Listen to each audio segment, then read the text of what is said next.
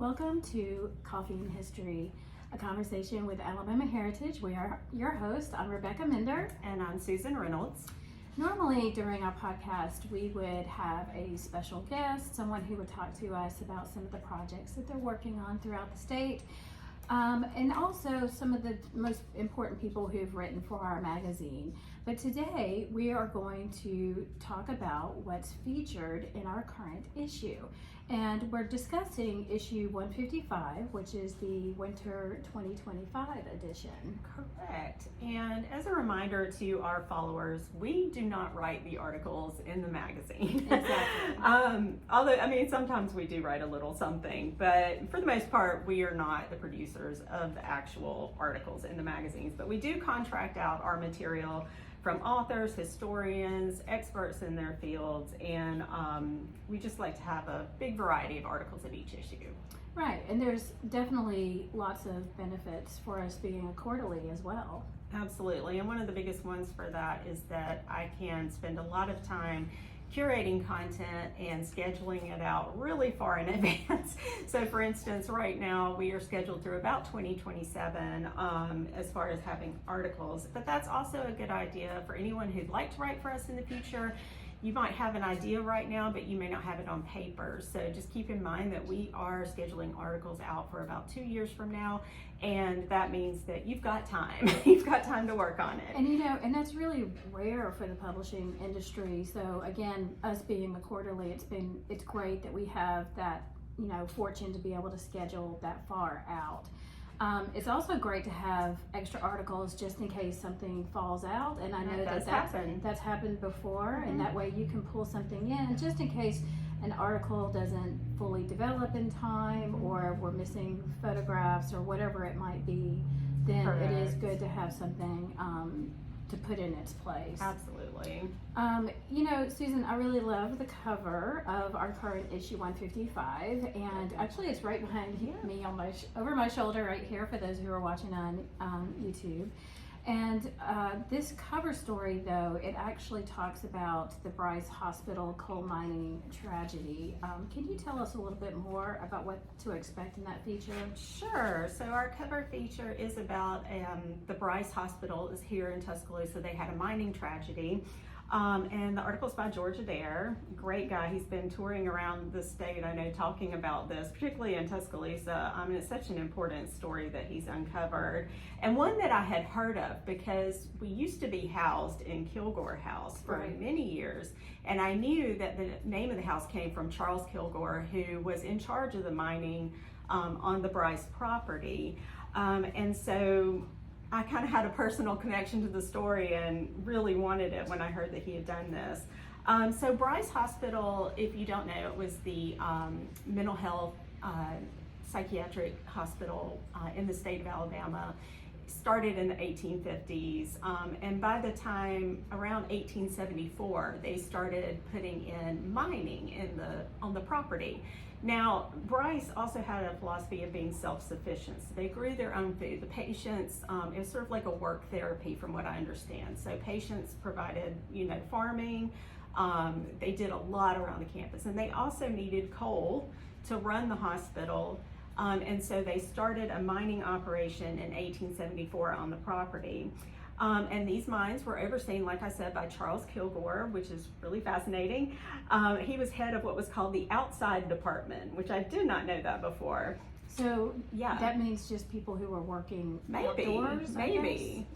I'm really not sure exactly what that means, but I need to ask George. But in any case, there was a danger to these mines because they were so close to the Black Warrior River, which is basically just right behind the hospital a little ways away. And so they were, building all these mines. They weren't supposed to have the mines intersecting one another, but apparently their mapping was not the best. And when they would abandon a mine, they would also take the pumps out that pumped out any water that might seep into the mine. But what happened is that the water from the river did seep into a mine that was there, and this was on February 20th, 1901, and there was a disaster. There were 24 miners inside of the mine at the time, and I believe it was 14 of them were able to escape. But then, or maybe it was 11, I'm sorry, 11 miners escaped, but 13 were trapped. That's Wow. what it was.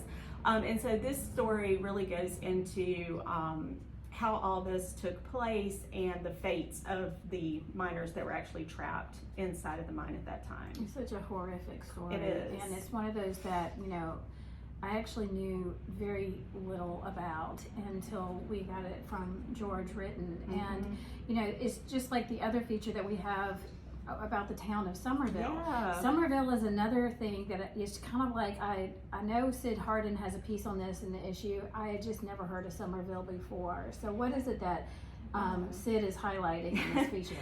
Well, Somerville is about a lost town of Alabama, and I mean it's sort of lost.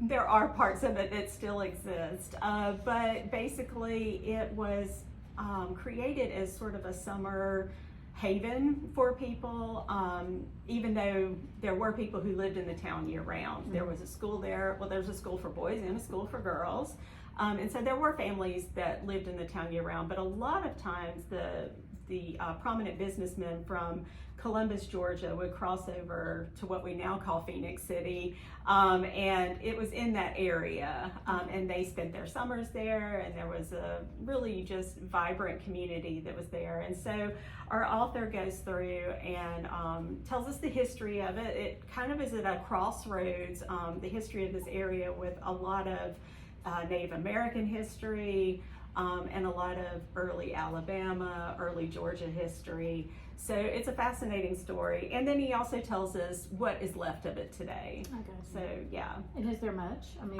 there are some structures that are left, but a lot has disappeared. Right. And it's sort of just been consumed by the surrounding area. So it's not like anybody would say, hey, I'm going to Somerville right now. We're going to vacation in Yeah. Somerville this afternoon. Right. We're going to be there, and it's going to take us 5 minutes because that's all that's left. So, and that's what's really sad too about some of these ghost towns is but that it's really neat, they have a lot of little neat history to Yeah. it, and it's good that there's It still some disappears. structures that are around for that. But there are still people, around who remember it before it completely disappears. So Right. that's fascinating too. That's very cool. Mm-hmm.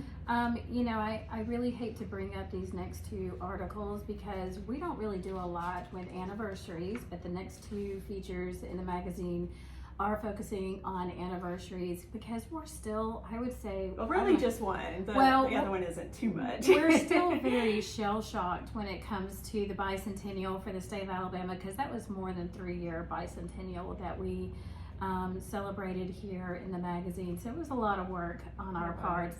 But we don't do a lot of anniversaries, but we do have 2. And, like Susan said, one of them is an anniversary of it's celebrating the visit of the Revolutionary War Major General the Marquis de Lafayette. Yeah. And I know we've written an article about him before, so can you tell us a little bit how this one might be a little bit different and what kind of perspective it's taking? Yeah, so our author, Larry Krimenaker, he is looking at the different sites that you can actually visit today where Lafayette actually went. Because he did kind of travel like along the federal road, correct? Kind of at an angle at the lower part of the state. He did so much when he came here, and we have written about him before. We had actually a cover feature about him many years ago by Ed Bridges, and then we also had a lot of material about him in our bicentennial issues. Don't say the word bicentennial to me anymore. But yeah, don't do it. But anyway, yeah. So this is a little bit of a different take on it, where you can see different places, or at least the general area where he would have traveled. So it's really fascinating. Cool. Okay. Well, great. And that's Larry Krimenaker that did that one, right? Okay. Wonderful. And so the other article is not, like you said, it's not really an anniversary article, but it is kind of a nice essay on the 120 years of Rotary International and its role in the state, and it's got some wonderful photography as well. Yeah, this article is by William Petty, and it really just concentrates on the history of the Rotary Club in Alabama. We were one of the earliest Rotary clubs, the one I believe in Birmingham started. And it's been fascinating to learn about Rotary International. I didn't know I knew what it was, but I didn't know a ton of its history. And so that's been a lot of fun. And also just finding the images, local images for that article was fun. I did a lot of digging around in archives at Hoole Special Collections here on campus. Found some incredible photography. The Alabama Department of Archives and History has some great photography of boys who were at Camp Rotary down near Montgomery in the 1950s, which are super cute. And yeah, it's just fascinating all the good work that they do here and just the history, the early history of it in the state. From really the early 20th century is when it came about, so yeah. And even our governor, she's been a long-term member of the Montgomery branch as well. She sure is. Yeah, so that's very cool. Well, thank you for that, Susan. I know that our regular issues, you do such a great job of trying to have a variety of content. Even when an article does fall through, when it happens, you are able to give us a variety, so it's a well-balanced read, and that's one of the things that I really appreciate. But we also have, generally speaking, like 5 or 6 different departments. And which are some of the departments that we have for this particular issue? Yeah, so one of our regular contributors, Catherine Armbruster, she is writing about Craigor Brown, who's a marble sculptor. If you've ever been to the Sylacauga Library, you've probably seen a lot of his sculptures. Or if you've ever visited Helen Keller's home, you will also see some beautiful sculpture there too. And they're very proud of the sculptures they have in the library. Yeah, Sylacauga Library. Absolutely, and they should be. They're gorgeous. And so there's Alabama Makers About Him. Of course, we have our Reading the Southern Past, and this time Stephen Goldfarb is concentrating on books about Alabamians between the two world wars. So it's a little hard to get out, but that's really interesting. I like the way that he does book reviews, because it's not like he doesn't just pick whatever's the newest and greatest, book that's out today. It is on a theme. So he decides, what theme, what books, whether it's something that has been published recently or something that may have been for 10, 20, 30 years ago. Sure. And it's great because that way people will learn more about books that they may not have been familiar with. And so absolutely. I love the way that he pulls those together like that. Yeah, and we have a really great from the archives this time too, which is a letter that one of the archivists uncovered, a 1965 letter from Milo B. Howard, who I believe at the time that he wrote it, he was an archivist, but then he became head of the Alabama Department of Archives and History. But it's a 1965 letter he wrote about the Selma to Montgomery March. And there's just a lot of really interesting observations in there. He was such an intelligent person. It's just beautifully written. So that's a really good one too. And then another department that I always love is Nature Journal by Larry Davenport. And this one is so much fun because it covers a period of history that I love, which is the Victorian era. So he's talking about Herbert Huntington Smith and his wife Daisy, who toured around basically Latin America and South America collecting specimens and information about different types of animals, and then came back here to Tuscaloosa, where unfortunately Herbert died. But their story is just fascinating. The things they went through with just insects alone in the Amazon, in Brazil, I don't think so. It takes a very strong person to be able to do that. Definitely. Yes. So yeah, we've got a lot of good stuff coming up. Well, this sounds like it's definitely another great issue that you've put together, and I really appreciate you doing that. And as a reminder to our listeners and our followers, if you would like to purchase a copy of Alabama Heritage, issue 155, then you can go to our website at alabamaheritage.com. Or if you would like to subscribe or give a gift subscription to our magazine, you can do that as well at alabamaheritage.com. So we will see you next time, and thanks so much for joining us. Bye. Bye.